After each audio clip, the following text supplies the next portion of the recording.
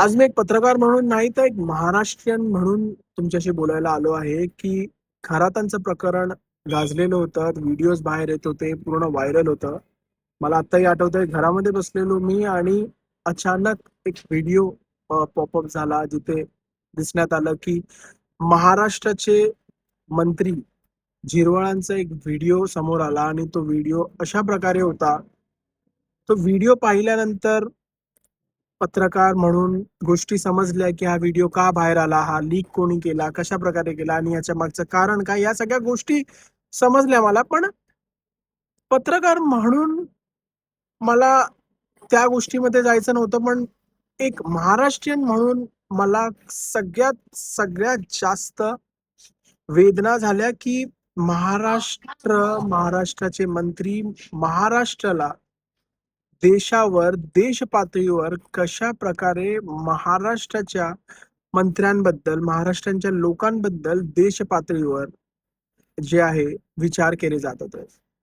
एक वाक्य होतं आणि ते वाक्य महाराष्ट्रीयन म्हणून मी प्रत्येक वेळी, प्रत्येक जागी हे वाक्य वापरलेलं आहे, की दिल्लीचे ही तख्त राखितो महाराष्ट्र माझा.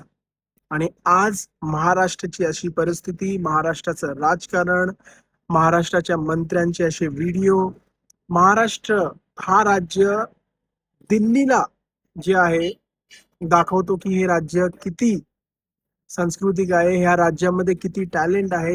हे राज्यांनी दिल्लीला जे आहे रस्ते दाखवले आहेत. यशवंतराव चव्हाण, त्याच्यानंतर शरद पवार, इतके मोठे मोठे नेते या राज्याने दिले, इतके मोठे मोठे खेळाडी, सचिन तेंडुलकर, हे सगळे लोक महाराष्ट्राने जे आहे ते देशाला दिलेत.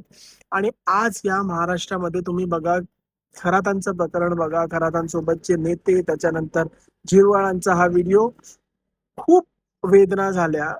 कसं आज जे आहे प्राऊडली पत्रकार म्हणून नाही पण महाराष्ट्रीयन म्हणून जे प्राऊडली बोलत होतो, की महाराष्ट्र महाराष्ट्र हा दिल्लीचे तख्त राखितो. आणि आज समजत नाहीये, की काय उत्तर देऊ. जेव्हा महाराष्ट्राला रिप्रेझेंट करतो बाहेर, जेव्हा महाराष्ट्राबद्दल बोलतो, तेव्हा आम्हाला पण हे ऐकायला मिळेल, की तुम्ही महाराष्ट्राचं एवढं का करता, तुमच्या राज्यामध्ये काय सुरू आहे.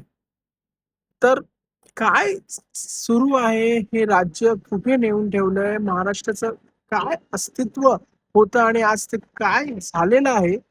एक महाराष्ट्रीयन म्हणून खूप आणि खूप जास्त आज वेदना होतात.